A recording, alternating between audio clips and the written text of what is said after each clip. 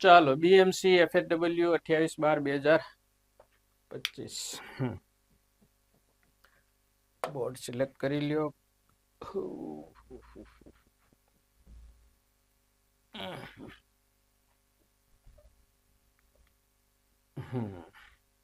Colour select કરી લો. Colour એ red જ. Okay, ચાલો અને ક્લિયર કરો પાછું. કઈ કઈ વસ્તુઓ ધ્યાનમાં લેશું મિત્રો? બીએમસી એફએડબલ્યુ 2025 28/12 ના રોજ લેવાયેલું પેપર. ઇંગ્લિશ તો 10 માર્કનું પૂછ્યું છે, પરંતુ પરીક્ષાઓમાં 1 માર્કનો ફેરફાર પણ થાય તો આપણું જે મેરિટ બનવું જોઈએ એ મેરિટ ન બને અથવા તો બને. ઇંગ્લિશને તમે એવોઇડ કરી શકો નહીં. Can't avoid English. આ તમારી ઇંગ્લિશ વિષય છે એ તમારી વીકનેસ ન બનવી જોઈએ.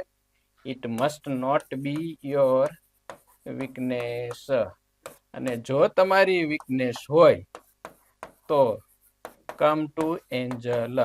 તમે અમારી પાસે આવો. We will make it your strength.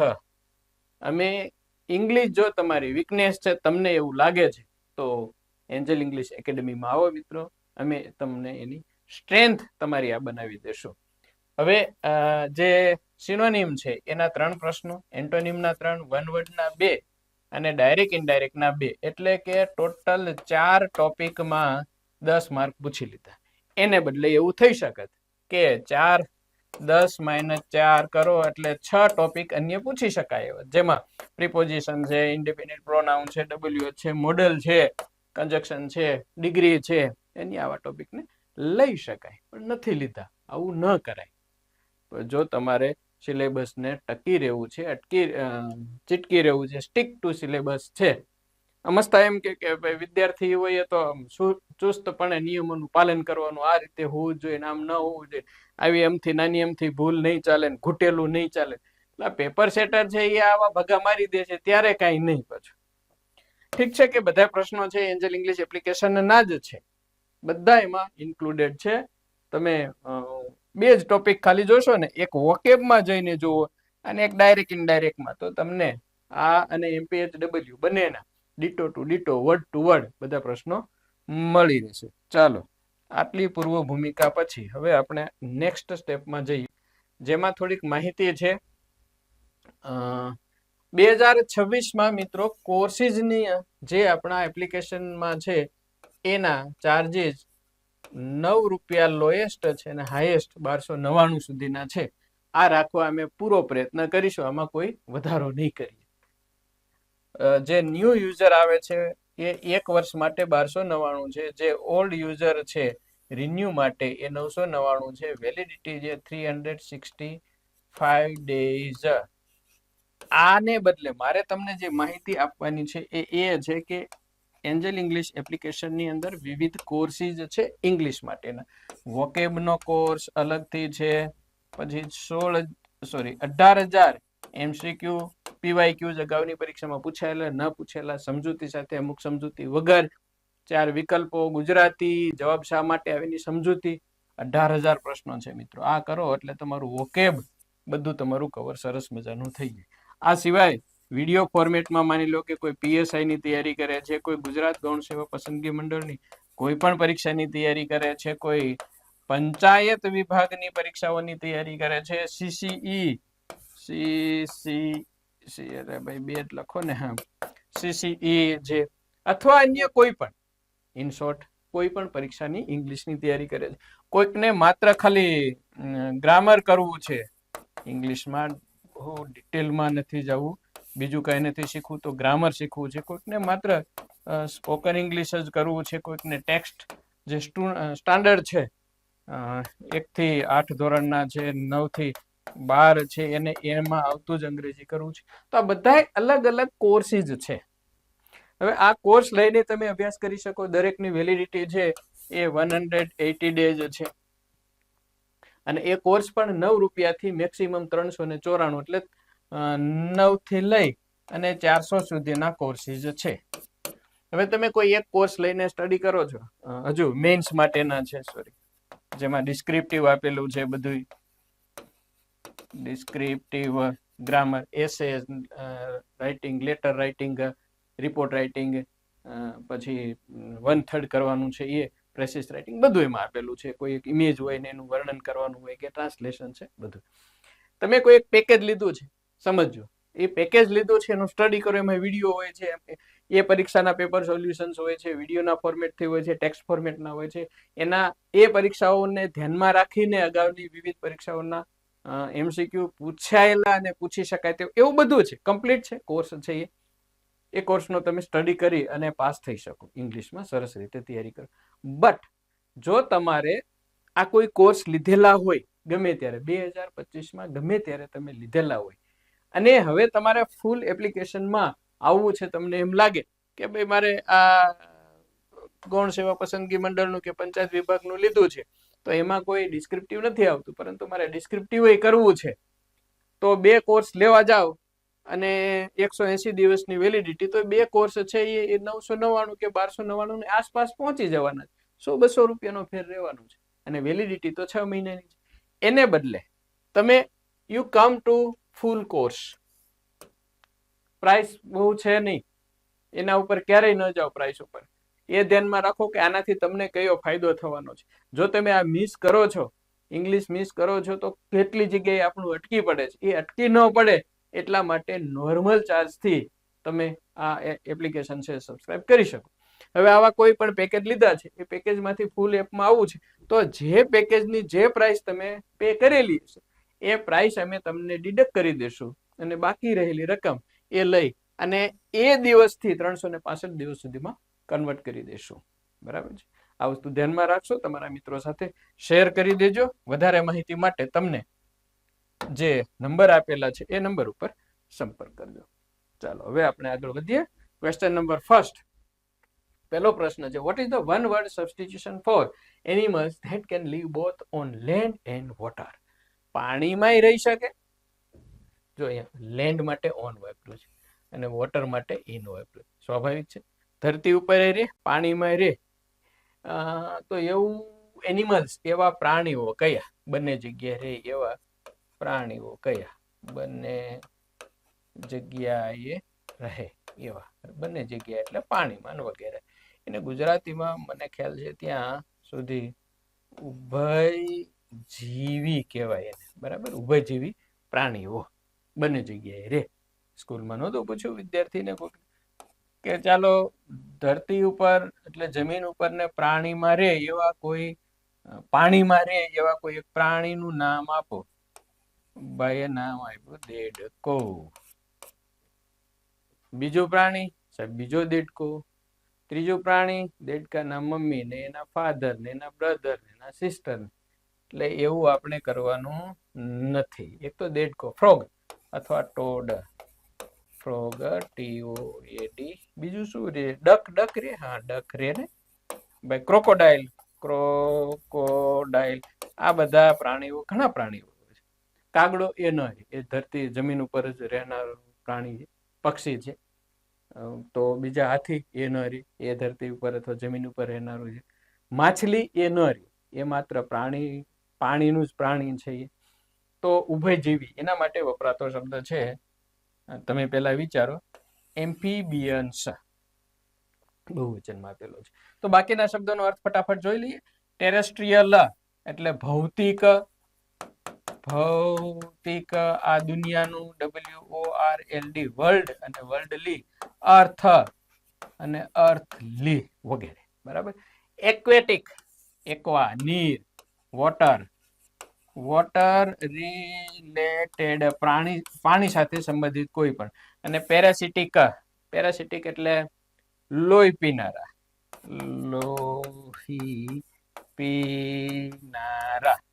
એવા અમુક જીવડાઓ હોય, પ્રાણીઓને ચોંટી જાય, અથવા તો આપણા શરીરની અંદર આંતરડાઓમાં હોય જીવાણુ, જે પોતે કોઈ ખોરાક બહારથી લેતા નથી, પરંતુ લોહી પી અથવા તો બીજાના ઉપર એ નભે છે.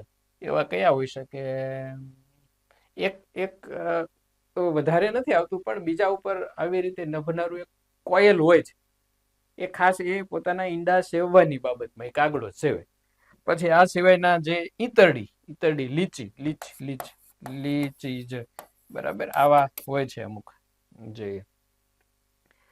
હવે આ પ્રશ્ન પૂછાયેલો છે હાઈકોર્ટ ઓફ ગુજરાત ડીવાયએસઓ 2024 પૂછાયેલો છે, MJVCL જુનિયર આસિસ્ટન્ટ 2016 છે, SSC CGL છે 14 BPO 2019 પૂછેલો છે. તમારા માટે કેટલી મહેનત કરીએ છીએ જો આ બધું શોધીને લાવીએ કે કઈ પરીક્ષામાં પૂછાયેલું છે.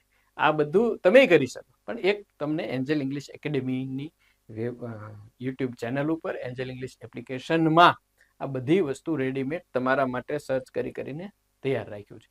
PhD લેવલનું નહીં, પાછું ઘણા વિડીયો અમે જોઈએ છે એકેડેમીના જે ઓનલાઈન આવે છે. તમારે એક્ઝામ આપવાની છે એ ક્લર્કની આપવાની છે, FHW ની MPHW વર્ગ 3ની આપવાની છે, અને એમાં જે એટલું ડીપમાં હોય જાણે PhD કરી નાખવું હોય તમારે વર્ગ 1ની એના તમારે ભવિષ્યમાં પાછા ટીચર બનવાનું, એટલું મહેનત કરવી જોઈએ, જરૂરી છે, but don't go too much deep. એટલા બધા ડીપમાં જવાની જરૂર રહેતી નથી. So this is the answer. જોઈએ આપણે કયો ક્લિક કરેલો છે. ઓકે, એ જ છે બરાબર. ચાલો નેક્સ્ટમાં છે પ્રશ્ન. આવી જાય ફટાફટ. બીજો પ્રશ્ન, question number 2. Choose the correct synonym of the word staggering. Staggering છે એનો સમાનાર્થી આપવાનો છે. હવે જો તમને સ્ટેગરિંગ નો અર્થ જ ખબર ન હોય અથવા તમે ગોખી ન નાખ્યા હોય તો આમાંથી એકેય તમને આવડે નહીં. આમાં કોઈ ગ્રામરનો નિયમ તો લાગુ પડતો નથી. આ શબ્દ ભંડોળ છે, ગોખવાના, પાકા કરવાના ગુજરાતી અર્થ સાથે. શા માટે ગુજરાતી અર્થ સાથે? ડિસ્ક્રિપ્ટિવમાં કામ લાગશે. તમારે ડિસ્ક્રિપ્ટિવની પરીક્ષા ન આપવાની હોય તોય કરજો, ભવિષ્યમાં ગમે ત્યારે યુઝફુલ થશે. જેટલા યાદ રહે તેટલા. પૂછાયેલો છે CC 2024 જ પૂછેલો, BOB એની પરીક્ષાઓમાં 2010 અને અન્ય પરીક્ષાઓમાં પૂછાયેલા. ખાસ કરીને MPHW FHW ની આ જે પરીક્ષા હમણાં લીધી BMC ભાવનગર મ્યુનિસિપલ કોર્પોરેશન, એમાં જે પ્રશ્નો છે એ ગુજરાત ગવર્મેન્ટની એક્ઝામને બદલે અન્ય પરીક્ષાઓના વધારે છે. ચાલો, સ્ટેગરિંગ નો મતલબ થાય છે, આપી દઉં તમને, સરપ્રાઇઝિંગ, અમેઝિંગ, ટૂંકમાં નવાઈ પમાડે તેવું, આશ્ચર્યચકિત કરી દે તેવું. હવે આપેલા 4 વિકલ્પો, યુઝ્યુઅલ એટલે ડેઈલી નું હોય એવું, કોમન, નોર્મલ, ડેઈલી રૂટીન ટાઈપનું, બરાબર. એસ્ટાઉન્ડિંગ અને એસ્ટોનિશિંગ. બંનેનો મતલબ થાય છે નવાઈ લાગે તેવું. જવાબ તો મળી ગયો તમને. ટિપિકલ, ખાસ, વિશિષ્ટ, અલગ પ્રકારનું હોય તેવું. ઓર્ડિનરી, એ જ ઉપરનું આવી ગયું, એ કોમન, સામાન્ય, નોટ સ્પેશિયલ, સ્પેસિફિક ન હોય તેવું. તો જવાબ કયો આવશે? ટિપિકલ? નો, જવાબ ઇઝ બી. જોઈએ આપણે. Okay, B is the correct answer. Next one, ત્રીજો પ્રશ્ન, choose the correct synonym of the word chorus. કોરસની કોરસ વચ્ચે ઓ લંબાવીને બોલવાનો છે. કોરસ નું મતલબ થાય છે, કેવાય એનું, ખરબચડું, જીગજેગ વાળું, ઢોરા વાળું હોય એવું. એના માટે અન્ય શબ્દ કયા લઈ શકાય? વ્યક્તિ હોય તો રૂડ, RUDE લઈ શકાય, પછી રફ લઈ શકાય, જીગજેગ ટાઈપનું હોય એવું લઈ શકાય. આપેલા શબ્દોમાં ડલ એટલે નોટ ઇન્ટરેસ્ટિંગ અથવા તો અનઇન્ટરેસ્ટિંગ,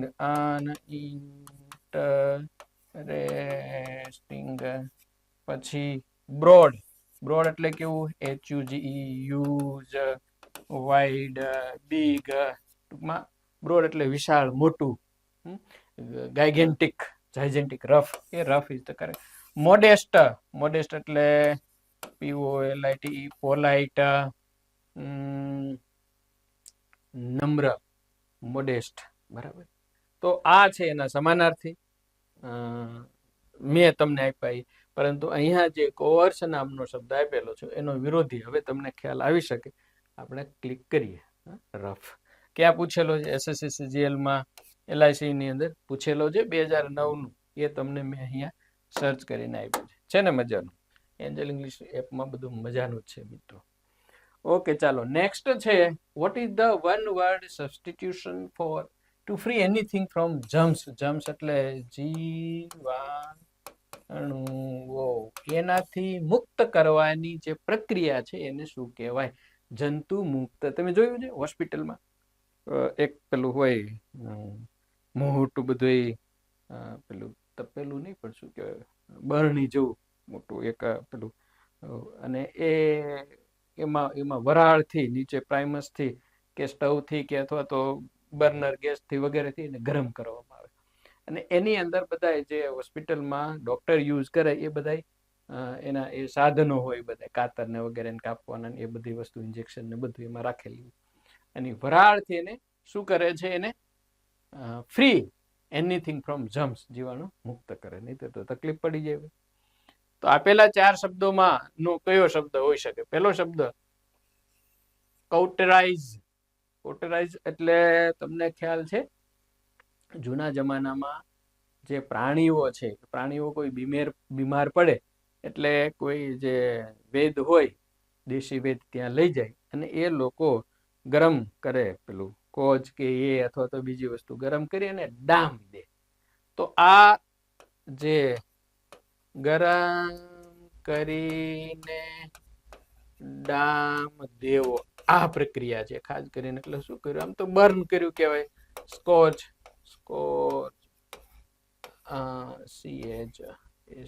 સ્કોર્ચિંગ હોય ને, ધગધગતું હોય એ. ઓકે, તો સ્ટરીલાઇઝ એટલે શું? સ્ટરીલાઇઝ એટલે પ્યુરિફાય, શુદ્ધિકરણ કરવું, પ્યુરિફાય, અથવા તો મેક ડિસઇન્ફેક્ટ કરવું, એને ડિસઇન્ફેક્ટ કરવું. અથવા તો આપણે પેલું કોરોના દરમિયાન શું કરતા હતા? સેનેટાઈઝ કરવું. બરાબર. તો આ બધી જે છે શુદ્ધિકરણની પ્રક્રિયાઓ છે. તો સ્ટરીલાઇઝ એ હોવું જોઈએ જવાબ. બરાબર.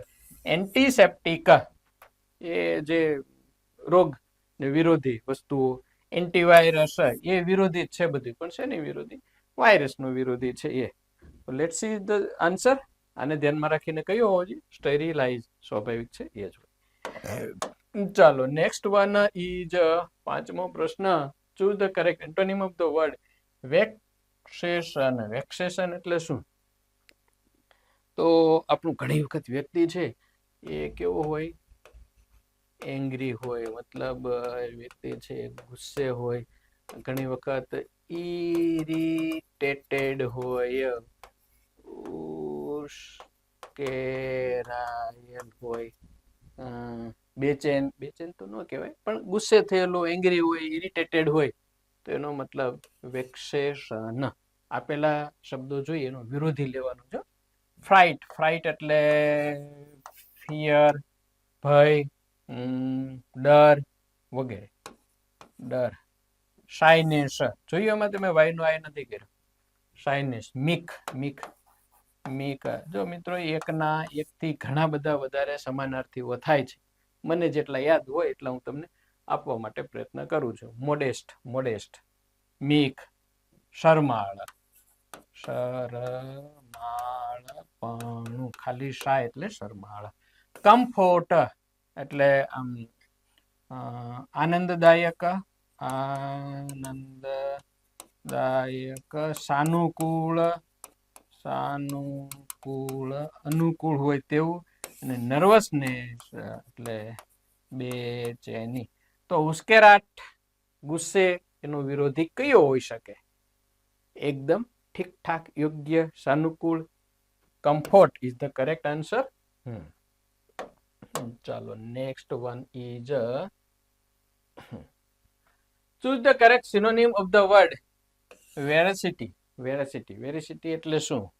આપણે વેરીફાઈ કરીએ ને કોઈક વસ્તુને, વેરીફાઈ કર્યા પછી એકદમ ઓકે ઠીકઠાક છે કરેક્ટ છે, CORR કરેક્ટ છે, પ્રોપર છે, ટ્રુ છે, એ નક્કી થાય. બરાબર, સત્ય છે ટૂંકમાં. તો વેરાસિટી એટલે કરેક્ટનેસ, પ્રોપરનેસ, ટ્રુથફુલનેસ વગેરે. સમાનાર્થી છે. ઓકે, જવાબ બોલાઈ ગયો. ચાલો, ફોર્સફુલનેસ એટલે કંઈ પણ બળપૂર્વક કરવામાં આવતું હોય, કરેલું બળપૂર્વકનું. બળપૂર્વકતા થાય એમ તો, કારણ કે નેસ છે એટલે. સિમ્પ્લિસિટી એટલે સાવ એકદમ સહેલાઈથી કરેલું હોય એવું, અથવા તો down to earth. Down to earth માણસ હોય ને ઘણી વખત, એકદમ. ટ્રુથફુલનેસ સત્યતા, કરેક્ટનેસ, પ્રોપરનેસ વગેરે. હ્યુમર જોયનેસ, જોય, ફારસ, FARCE ફાર્સ કહેવાય પણ બોલે એને ફારસ વગેરે. પૂછાયેલા છે CCE 2024, CDS માં, CDS 2014 10 8 મેનેજમેન્ટ ટ્રેનિંગ. એની એક્ઝામ ડેટ નથી ખબર. અમે જ્યારે એક પેલી બનાવી ને 1700 MCQ ની બુક બનાવી ને, ત્યારે આ બધા પ્રશ્નોનું મેં સર્ચ કરેલા, લખેલા છે. આ વસ્તુઓ બધી ચાલતી આવે છે અમારે 2014 થી 1 ઓગસ્ટ ની સપ્ટેમ્બર, જુલાઈ, એટલે 31 જુલાઈ 2014 થી 1/8/2014 થી આ બધું અમારું ચાલે છે ઓનલાઈન. બાકી ક્લાસ તો વર્ષોથી ચાલે. ચાલો, 7મો પ્રશ્ન ફટાફટ લઈ લઈએ, ટાઈમ વધારે આપ્યા વગર. 7મો ક્વેશ્ચન છે, choose the correct direct. Direct indirect આવે એટલે નિયમો આવે. Would you mind passing A salt? આમાં તમારે શોર્ટકટ કઈ મળે એવી ફટાફટ. તો શોર્ટકટમાં એક તો કૌંસમાં આપેલું છે પ્રશ્ન છે એટલે આસ્કડ આવે. ઓર્ડરડ ચાલે, આસ્કડ ચાલે, આસ્કડ ચાલે, એટલે એનાથી કામ નહીં. પછી બધામાં હિમ સાંભળનાર છે. ઇફ, ઓકે, ઇફ બધામાં છે. ઘણી વખત તમને અહીંથી જવાબ મળી જાય. આ જે છે એ બીજું સ્ટેપ લઈએ તો ચાલે. પહેલું સ્ટેપ કયું? ટેન્સીજ વાળું પહેલું સ્ટેપ કયું? ટેન્સીજ. પ્રોનાઉન પણ ખરું, પ્રોનાઉન. વુડ યુ માઇન્ડ, તો વિલ ના આવે, વિલ નો આવે, વુડ આવે. પરંતુ વુડ છે, he would mind passing, the salt. આગળ આસ્કડ હિમ છે ને, અહીંયા આસ્કડ ટુ હિમ છે. ખાલી આટલો જ ફેરફાર છે. જોયું? જ્યારે ડાયરેક્ટ માંથી ઇનડાયરેક્ટ કરો ત્યારે જે સાંભળનાર હોય એની આગળ રહેલું ટુ એ જતું રહે. એ સિવાય સી અને ડી માં ઝાઝો તફાવત નથી. કોઈ પણ આવી શકે, માત્ર આમાં એક ટુ નો ડિફરન્સ છે. So correct answer must be C. C is the correct answer. પૂછાયેલો છે એ જે પોસ્ટ કે એટલે કેરેલા સ્ટેટમાં. ઓકે, ક્લિયર કરો. Change the following sentence into indirect speech. ફરી પાછું ઇનડાયરેક્ટ આવ્યું એટલે નિયમો આવવાના છે. શું છે? The horse died in the night. જો હવે આમાં ક્યાંય પ્રોનાઉન નથી એટલે ધીસ, ધેટ નથી, હી નથી, શી નથી, તો ધ્યાન અહીંયા આપો. ડાઈડ V2 છે એનું હંમેશા ઇનડાયરેક્ટમાં હેડ પ્લસ V3 ભૂતકૃદંત થવાનું છે. તો એવું ક્યાં છે? હોર્સ ડાઈડ છે, નો આવે. હેડ ડાઈડ આવી શકે, વોઝ ડાઈડ નો આવે, વોઝ ડાઈડ નો આવે. B is the correct answer. તમારો ઇંગ્લિશની અંદર ગ્રામર પૂછે ત્યારે આવી જગ્યાએ સમય બચે અને આનો સમય, આ સદુપયોગ તમે બીજે કરી શકો. SSC, CGL માં, GPSC, GSSCL, SO 2024 ટૂંકમાં આ પૂછાયેલા છે ગુજરાત ગવર્મેન્ટ સિવાયની અન્ય પરીક્ષાઓમાં. આ વસ્તુ અમે તમને તૈયાર કરીને આપીએ છીએ. આવી જાઓ એન્જલ ઇંગ્લિશ એપમાં. ચાલો next, choose the correct antonym of the word exhausted. Oh sir, I am exhausted, tired, weary, આ કરવું પડશે કા, સમ, ટાયર્ડનેસ, થાકી ગયા સાહેબ. હવે તો એક્ઝોસ્ટેડ. આપણે એક્ઝોસ્ટ ફેન રાખીએ છીએ.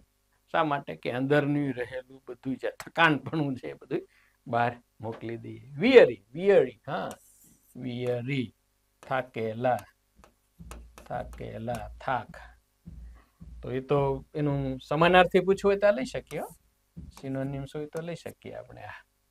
પછીના બે શબ્દો જો ગુજરાતી અર્થ એકયનું નહીં ખબર હોય તો નથી આવડવાના. રેવિટેલાઇઝર. એક બીજું જોજો તમે, જ્યાં એન્ડમાં LISE ઓર LIZE તમે વર્ડમાં લખતા હશો ને, જોયું તમે માર્ક કર્યું છે, તો તમે LISE લખ્યું હશે ત્યાં રેડ કલર આવશે અંડરલાઈન, અને તમે ક્લિક કરશો તો LIZE અથવા ZE હશે ટૂંકમાં, ISE નું IZE કરશે. આ જે IZE છે ને એ અમેરિકન ઇંગ્લિશની વાત છે, અને ISE છે એ બ્રિટિશ ઇંગ્લિશ છે. તો આપણે બે ચાલે છે, એમાં કોઈ વાંધો નથી. ઇન્ટરનેટ ઉપર બધી જગ્યાએ બ્રિટિશ અમેરિકન ઇંગ્લિશ છે, ટેક્સ્ટમાં ભણવામાં બધે બ્રિટિશ ઇંગ્લિશ છે. એટલે આવું ઘણી જગ્યાએ થવાનું. ટ્રાવેલ ઘણા સ્પેલિંગમાં ફેવર નામનો સ્પેલિંગ છે એ બે રીતે તમને જોવા મળશે, FAVOUR અને FAVOR. તો કયો સાચો? બંને સાચા છે. આ જે છે એ બ્રિટિશ ઇંગ્લિશનો છે, અને આ આપણે એક્સેપ્ટ કરવાનો છે. આ ચાલે છે ખરું, પણ એ ટૂંકાક્ષરી છે. કેમ અત્યારે નેટની અને ચેટની દુનિયામાં ટૂંકું ટૂંકું આપણે લખીએ છીએ એ રીતે. રિવેટેલાઇઝ નો મતલબ થાય છે રિન્યુ કરવું, રિફ્રેશ કરવું, જીવંત દાન આપવું વગેરે. ઓકે, હવે રિપ્લેનિશ સોરી, એનો મતલબ એવો જ થાય છે. જે મૃતપાય થઈ ગયું હોય એને કંઈક ગમે તે કંઈક આપી અને એકદમ પાછું શું કે કરવું, એને રિફ્રેશ કરી દેવું વગેરે. હવે કયું આવશે બેમાંથી એન્ટોનિમમાં? તો એક્ઝોસ્ટેડ ઈડી લગાડેલું છે એને તમે V3 કહી શકો, અથવા તો એ એક પ્રકારનું બની ગયું એડજેક્ટિવ બની ગયું. આપેલા B અને C માં રિપ્લેનિશ્ડ લખી નાખો, રિપ્લેની અને શર્દ અને ડ, રિપ્લેનિશ્ડ એટલે જીવંત દાન આપી દીધું, રિફ્રેશ કરી લીધું, એને ઉર્જા ભરી દીધી. શું કર્યું? એને ઉર્જા ભરેલું બનાવેલ હોય તેવું. એટલે આ પણ એક એડજેક્ટિવ બને છે, આ પણ એક V3 છે. સો C must be the answer. અને સ્ટાર્ટેડ એટલે તો બિગેન, ચાલુ કર્યું, કોમેન્સ્ડ વગેરે. કયો જવાબ? C is the correct answer. ચાલો next 10 last. choose the correct antonym of the word pivotal. Pivotal. Okay, મધ્યવર્તી. મધ્યવર્તી એટલે સેન્ટ્રલ, મુખ્ય, એસેન્શિયલ, ઇમ્પોર્ટન્ટ વગેરે. પિવોટલ એનું વિરોધી લેવાનું. ઓકે, જોઈએ આપણે. તો irreparable, that which cannot be repaired. Irreparable શું કહેવાય એને, આપણે રિપેર ના થઈ શકે તેવું, સુધારી ના શકે તેવું. બરાબર. પછી અનમેનેજેબલ, that which cannot be managed. અનમેનેજેબલ એટલે મેનેજ ન થઈ શકે તેવું, બેકાબુ. અને ઇરરિપેરેબલ એટલે રિપેર ના થાય તેવું, સુધારી ન શકાય તેવું, સુધરે નહીં તેવું. ઓકે. ઇરરિલેવન્ટ ઘણી વખત આવી ગયો છે મિત્રો. આપણે સમાનાર્થીમાં what is the synonym of irrelevant? Irrelevant એટલે મહત્વ વગરનું, નોટ ઇમ્પોર્ટન્ટ, અથવા તો અયોગ્ય તો ન કહેવાય, પણ પ્રોપર નહીં એવું, not proper, not important,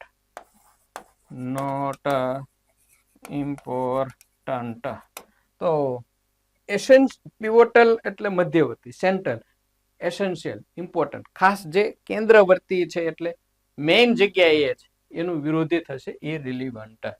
ઇનઓસ્પિશિયસ, auspicious એટલે પવિત્ર, ઇનઓસ્પિશિયસ એટલે અપવિત્ર, ગંદુ, ડર્ટી. રાઈટ. એ પૂછાયેલો છે BOB 2008 માં. અહીંથી તમારા માટે શોધીને લઈ આવ્યા છે. સો બાકી તો મિત્રો આ 10 પ્રશ્નો છે એટલે 5 મિનિટ થાય સોલ્યુશન. પીઓટેલ ફટાફટ અહીંયા સામે ગુજરાતી આપી દીધા ના એનો જવાબ. મારો પ્રયત્ન હંમેશા એવો રહેશે કે તમને થોડું ડીપમાં શક્ય બને તો અન્ય સમાનાર્થી અન્ય વિરોધાર્થી આપવા એવું. ઓકે ચાલો નેક્સ્ટ વન શું છે હવે? કઈ નથી, પૂરું થઈ ગયું. ઓકે પધારજો, આવજો એવું કીધેલું. સબસ્ક્રાઇબ ને એ જે થતું હોય કોમેન્ટ યુટ્યુબમાં હોય ત્યારે સબસ્ક્રાઇબ કરી લેશો, અન્યને ભલામણ કરશો. 66 ઇંગ્લિશ MCQ બુક મંગાવી લેશો, એમાંથી પ્રિપેરેશન કરશો. બાકી તો એપ્લિકેશન છે જ બેસ્ટ ઇંગ્લિશ માટે. 2026માં ગુજરાતમાં જે coming in very near time we are going to launch it in India level. Thanks, have a good day. જય હિન્દ, જય ભારત.